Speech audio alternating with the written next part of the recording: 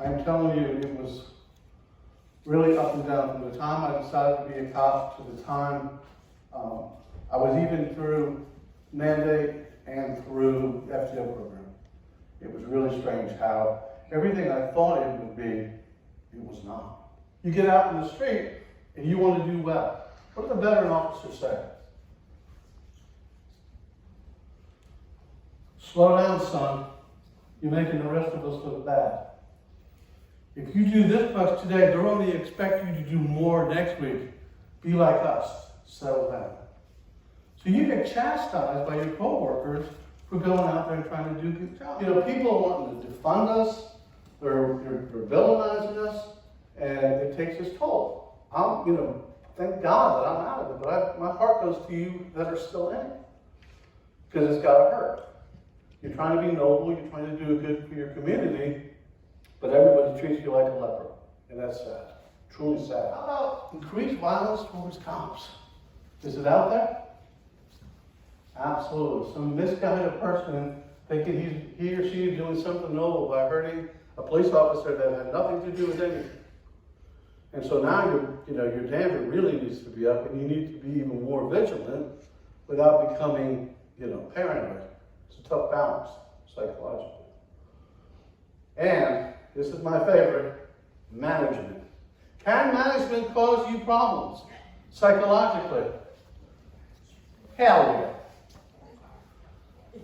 People do not leave their jobs. They leave their bosses. Happy people do not leave. Some of the things that happen is the rules are for thee, not for me. Do as I say, not as I do. I'm special. Inconsistency with the application of policy. We have a policy about this today, but whoa. Paul over there did it. How come he didn't get in trouble? What's going on? Absentee landlords. You never see these people. You might see them like once a time. Usually when you're in trouble, when you F up at work. Yeah, there's the boss. If your folks that you work for don't even understand how to work a report manager, how to work RMS or anything like that, what faith are you going to have? Does that make sense? Lack of involvement with your staff. I was taught management by walking around. Walk around. That's a tough balance. Sometimes I'd show up on the traffic stop and the guy's like, what do I do? I'm just backing you up, dude. I'm not here to critique your traffic stop unless it goes really bad. Number one reason people leave their bosses. Failure to address the problem employee. I don't know how these Teflon Dons out there can do so much wrong. They're organizational terrorists, yet manage to keep their jobs. How does that keep you up? So psychologically, this was probably one of the worst things that I've suffered as a police officer, was that I expect the public to hate me, to want to spit on me. I even expected the public wants to hurt me, they want to kill me. I get it. I never thought about the arrows coming from within. So you got it from exterior, and then you got it from the interior. Plays in your head. But we had this young guy, he was younger than me, his name was Scott, worked for me, he's about 10 years younger than me, and we kind of came up, like when I was a sergeant, he was an officer, when I was a lieutenant, he was a sergeant, we were instructors, we taught driving together, and he was 10 years younger than me. And then one day, Scott died. And I questioned, why Scott? Why not me? I'm 10 years older, I should die. I've had a terrible life. But Scott died. You start questioning God. Why him, not me? And it really starts to play in your head. Especially as a coworker, you're like, wow, I'm on borrowed time here. All my coworkers are dropping off. Any case where there's kids, I don't care who you are or how hard or how tough you think you are, if a little kid is injured, killed, whatever, it's going to play havoc on you and mess with you. If it's not, you need to get your human being card renewed, because part of your soul's missing. It should. I mean, children are the innocent part of our society. Nothing bad should happen to them. But unfortunately it does. But the DSM is the Statistical Diagnostic Manual for the Strengths Users. They come up with different diagnoses and for psychology. Our last speaker of the day probably explained it a lot better than me. But up until the DSM-5, they didn't have what's called cumulative dread. They had PTSD, but then lately things get revised and things change. Sort of like they went from manic depressive, which is now bipolar. So things change, things are added, things are deleted. But cumulative PTSD is something that is different. It's like if you're a victim of a car crash, a sexual assault, you're in the military, and you get blasted in Fallujah or something, you can see PTSD. But what happens to those of us that are either law enforcement, paramedics, that have a 20-year, 30-year career of small events, none of which by themselves are anything to write home about, but over the 20th career, it's cumulative. Hence the word, right? It's like being 1,000 bee stings. The one bee sting doesn't really get you, the second one, the third one, but when the whole net, anybody ever step into a bee's nest? It was the cumulative effect that gets you in the hospital, all of them at one time. So that's what happens to us. It multiplies over years. It builds. It's often called soul wounding. It can actually be more difficult to overcome because it's not one traumatic event. The doctors and counselors can work with you on the traumatic event that caused you to be in this place. But what the hell do they do when you have 20 years worth of it? 30 years of it. In my case, 40 years. So how do they work with that? And then after years of exposure, it can only take one minor incident to just cause the breakdown. It's sort of like when you're playing a game where things just kind of build up, and then somebody pulls the one pin out, whatever the marbles, and the whole thing goes.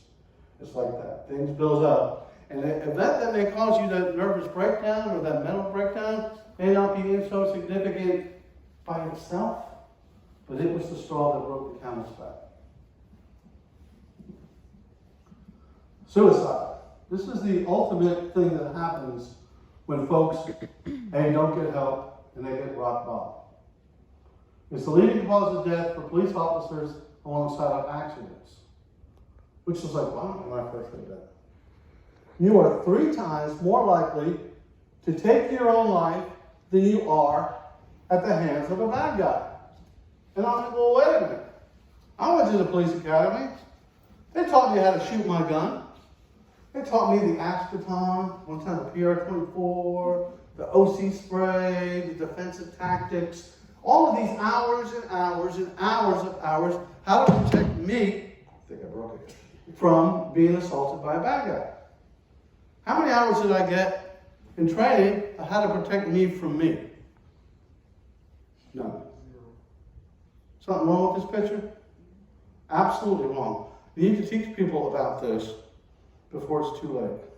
But it's a dirty little word that nobody likes to talk about. Shh, let's not talk about suicide. God forbid. You had about 140, 150 officers per year take their own life.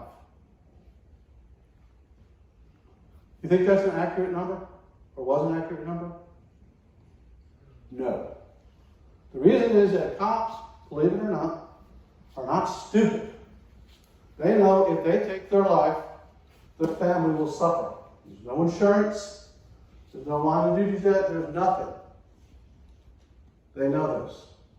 So what happens when they're driving home one night at 80 miles an hour, they go off the road and hit the tree? What's it ruled as? Accident. What's it really? A lot of stuff like that goes under the rug.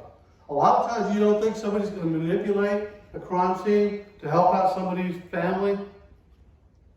You get outside of Metro Atlanta and you see some really shenanigans outside, folks. They'll do that with the ill intention, thinking they're doing good, if they're not. So things like that, I think the numbers are low. For every one officer suicide, we have 1,000 of us suffering in silence. You got a bunch of near misses with folks. They say in the current research, prime ages for suicide by law enforcement, 35 to 39, with about 14 years of experience. You hazard a guess why? When you're 35 to 39, what are you? probably married, probably got a couple of kids, car, mortgage. Is it hard to start over? Nobody wants to go back to an entry-level position making, 15, 20 grand a year. So you're like, oh my God, what am I going to do?